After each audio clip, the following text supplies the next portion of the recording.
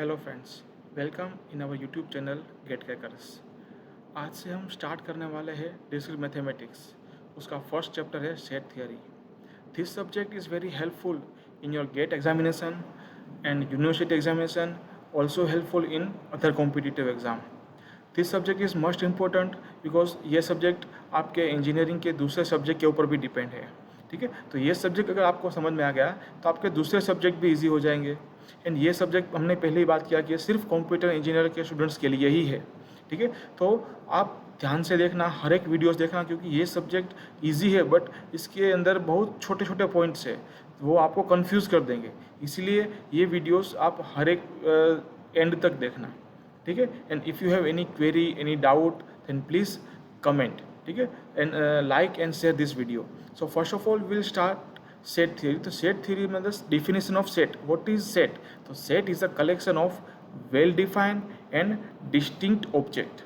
So what is the meaning of well defined and distinct object? So for example, suppose मुझे चाहिए एक से value ज़्यादा होनी चाहिए x की एंड 10 के अंदर होनी चाहिए, 10 के अंदर होनी चाहिए, तो कितनी वैल्यू होगी? तो आई कैन राइट 2, 3, 4, 5, 6, 7, 8 एंड 9।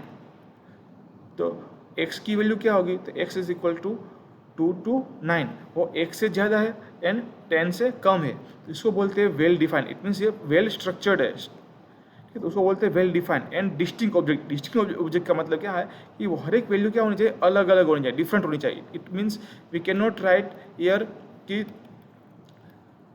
2 2 दो, या तो फिर कोई भी एक एलिमेंट दो बार रिपीट नहीं होना चाहिए, हर एक एलिमेंट अलग अलग होना चाहिए, तो उसको बोलते हैं सेट्स। इसको बोलते हैं कंप्लीट सेट भी बोलते हैं।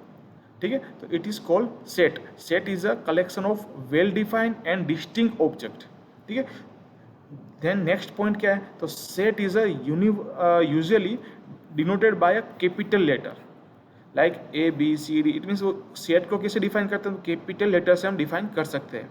देन सेट के अंदर जो एलिमेंट होते हैं, ठीक है, वो एलिमेंट या तो स्मॉल लेटर होते हैं, स्मॉल अल्फ़ाबेट हो सकते हैं, या तो फिर न्यूमेरिकल लेटर भी हो सकते हैं। लाइक यहाँ पर जैसे हमने न्यूमेरिकल लेटर लिया, वैसे भी हम ले सकते हैं स्मॉल ए, स्मॉल बी, स्मॉल सी, वैसे जेड तक। तो सेट के अंदर जो एलिमेंट होते हैं वो स्मॉल लेटर या तो फिर न्यूमेरिकल लेटर हो सकते हैं, बट उसको डिफाइन कैसे कर सकते हैं? कैपिटल लेटर से हम डिफाइन करते हैं। Okay, then next point, how set are express. तो सेट को किस तरीके से हम एक्सप्रेस कर सकते हैं? तो सेट को एक्सप्रेस करने के लिए दो तरीका है। First is tabular form and second is builder form. So what is tabular form? Tabular form is means by just listing it's element. जैसे हमने कोई भी एलिमेंट है उसको लिस्ट करना है हमें, like this A equals to A B C. कोई सेट के अंदर 3 एलिमेंट है ए बी सी, तो उसको जैसे हम जस्ट लिस्ट करना है, ठीक है, तो उसको बोलते हैं टेबुलर फॉर्म। और ये हमें मालूम है इजीली है। बट बिल्डर फॉर्म का मतलब क्या है? तो उसके अंदर जो प्रॉपर्टीज़ है हमारी, ठीक है, वो प्रॉपर्टीज़ को हमें डिफाइन करना है। हर एक एलिमेंट है वो सेटिस्फाई करना चाहिए वो प्रॉपर्टी को, तो उसको बोलते हैं builder form. Like x denote, x is even number and less than 9 number. ठीक है, तो कोई एक्स की ऐसी वैल्यू हमें एंटर करनी है कि जो इवन हो और लेस देन 9 हो। तो इस तरीके का अगर हमें इक्वेशन दिया हुआ है, इसमें प्रॉपर्टी दी हुई कि इवन नंबर होना चाहिए एंड लेस देन 9 नंबर होना चाहिए, दिस इज प्रॉपर्टी। एंड वो अंदर जो एलिमेंट है, एक्स एलिमेंट है, वो प्रॉपर्टी को सेटिस्फाई करना चाहिए कंपलसरी। तो इसी तरीके से जो सेंटेंस लिखे होते हैं उसको बोलते हैं बिल्डर फॉर्म। तो बिल्डर फॉर्म को किस तरीके से हम टेबुलर फॉर्म में कन्वर्ट कर सकते हैं? तो इसमें बोला है एक्स की इवन वैल्यू लेना है हमें, ठीक है, वो 9 से कम होनी चाहिए। तो आई कैन राइट 2, 4, 6, 8। तो ये हुआ हमारा टेबुलर फॉर्म, एंड जो ऊपर से हमने लिखा हुआ है this is our builder form. Okay, next is types of set. So set के बहुत सारे टाइप्स है, ठीक है, तो आज हम इस वीडियो के अंदर सिर्फ 2 ही सेट के टाइप्स पढ़ेंगे, बाकी के टाइप्स है वो नेक्स्ट वीडियो के अंदर पढ़ेंगे, क्योंकि उसके बहुत सारे टाइप्स है तो अपना वीडियो थोड़ा लंबा हो जाएगा। ठीक है, तो फर्स्ट टाइप से एम्प्टी सेट। एम्प्टी सेट किसको बोलते हैं? तो कोई भी सेट के अंदर एक भी एलिमेंट ना हो तो उसको बोलते हैं एम्प्टी सेट, या तो फिर उसको नल सेट भी बोलते हैं। ठीक है, set consist of called empty set. इसको बोलते हैं नो एलिमेंट आर प्रेजेंट। कोई भी एलिमेंट सेट के अंदर प्रेजेंट नहीं होना चाहिए, तो उसको बोलते हैं एम्प्टी सेट या तो फिर नल सेट।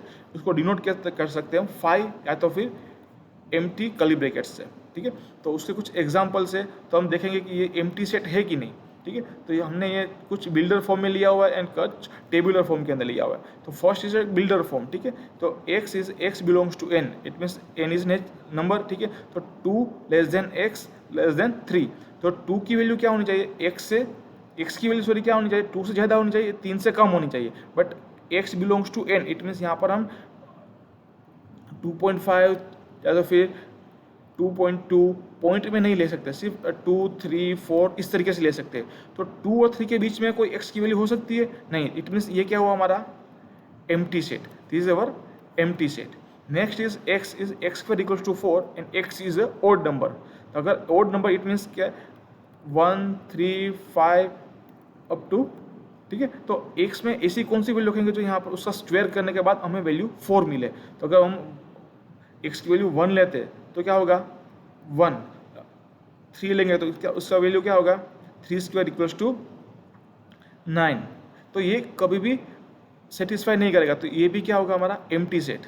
सेम इसका उल्टा x square equals to 9, it is even number, तो इवन नंबर में होगा 2, 4, 6, 8, तो किसी का भी स्क्वायर करेंगे तो हमें 9 वैल्यू नहीं मिलेगा, तो this is also empty set. Now it is a tabular form, तो टेबुलर फॉर्म में क्या लिखा हुआ है, तो a equals to 1, 2, 3 and empty. But इसको हम एम्प्टी सेट नहीं बोल सकते, क्योंकि ये भले ही हमें एम्प्टी सेट का सिंबल दिया हुआ है, बट 1, 2, 3 तो एलिमेंट है। एम्प्टी सेट की डेफिनेशन क्या है कि एक भी एलिमेंट सेट के अंदर प्रेजेंट नहीं होना चाहिए, तो ये हमारा एम्प्टी सेट नहीं है। नाउ ये a equals to curly brackets के अंदर 5 दिया हुआ है, तो 5 is also is not our empty set, because इसके अंदर क्या दिया, एक 5 भी क्या हुआ, एक एलिमेंट हुआ, तो ये भी हमारा एम्प्टी सेट नहीं होगा। Next is a equal to 0, तो 0 इज ऑल्सो वन एलिमेंट, तो ये भी हमारा एम्प्टी सेट नहीं है, ठीक है। तो लास्ट 3 सेट है वो हमारा एम्प्टी सेट नहीं है, पहले 3 है वो क्या होगा हमारा एम्प्टी सेट होगा।